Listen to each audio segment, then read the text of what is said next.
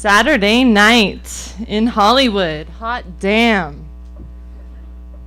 It's April 10th, 1976.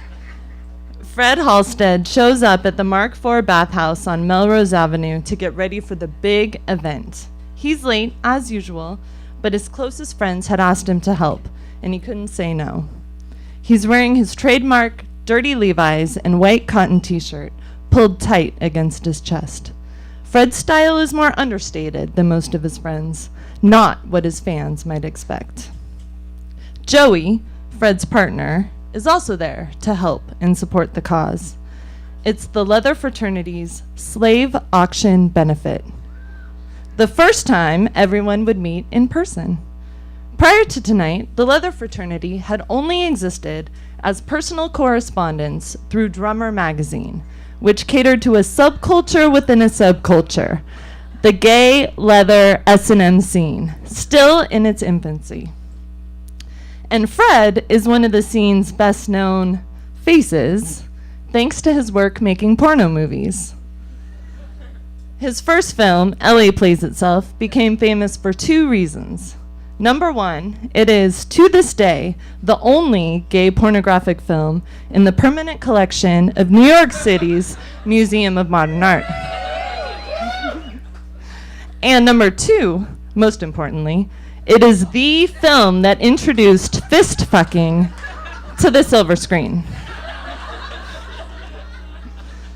Also, he is my uncle.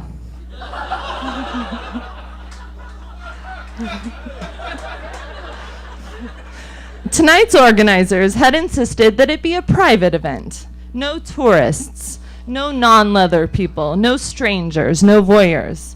Only friends who had bought tickets in advance. None sold at the door.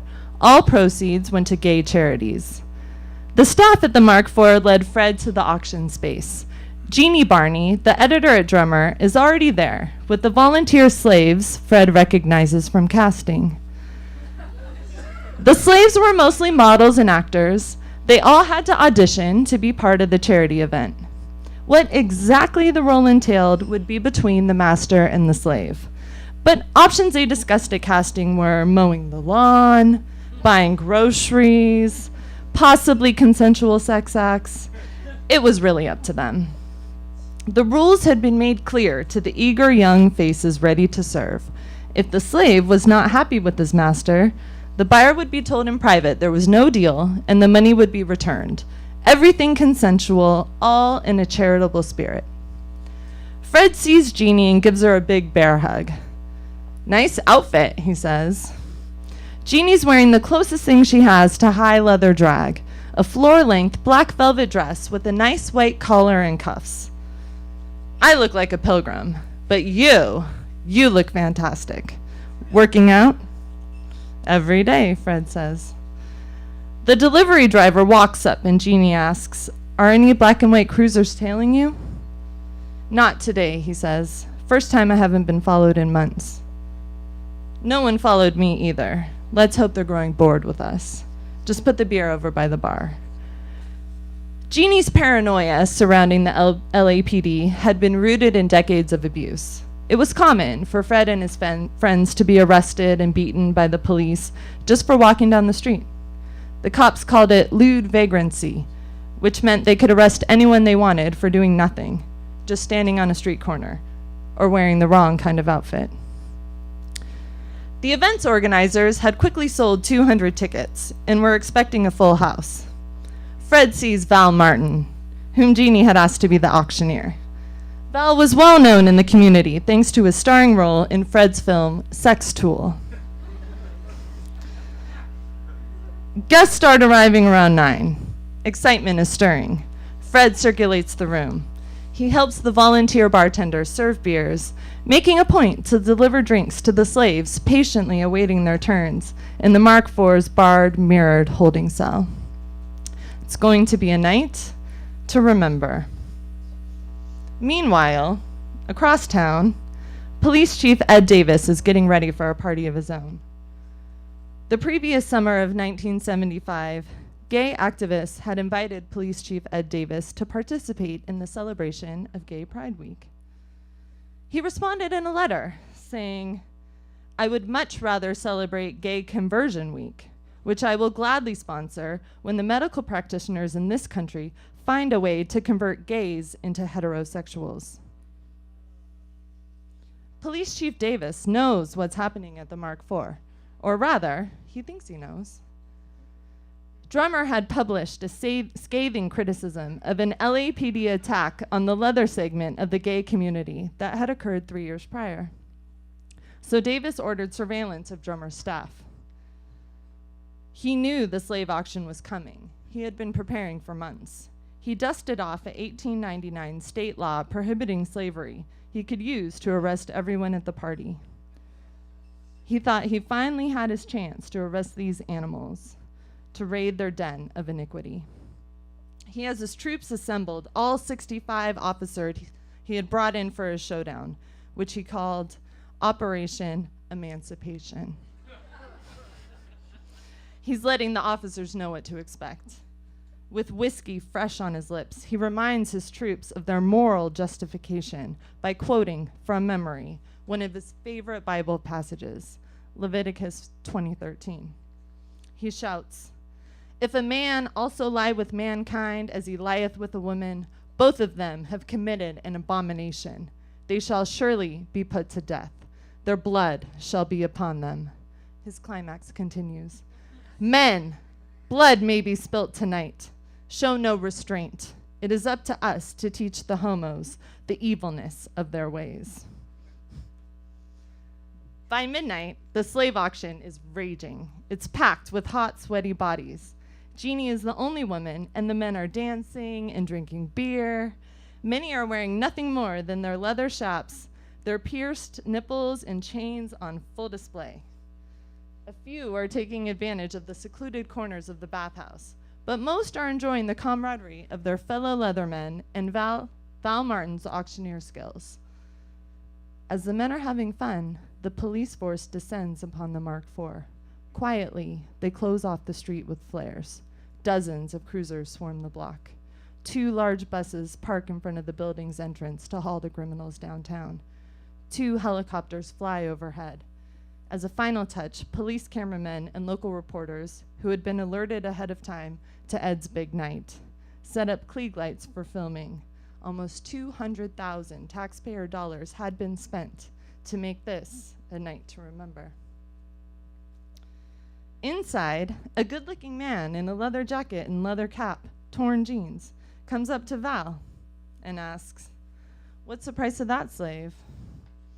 Val thinks a moment, then says, "For this one, $100. I'll take him." Val yells, "Sold," into the microphone and collects the money. With that, the man in leather gives a hand signal to the rest of the police. Suddenly, uniformed LAPD officers bust down unlocked doors, send guests flying. Baton sticks wave in the air, making contact with jaws, shoulders, knees, in loud cracks. "Everyone freeze! Get down, get down! Hands in the air!" Some of the officers are confused. One looks around and sees people having a good time. He says to another, "What's going on here? I thought this was a ring of slavers." The scene was nothing like what Police Chief Ed Davis had described.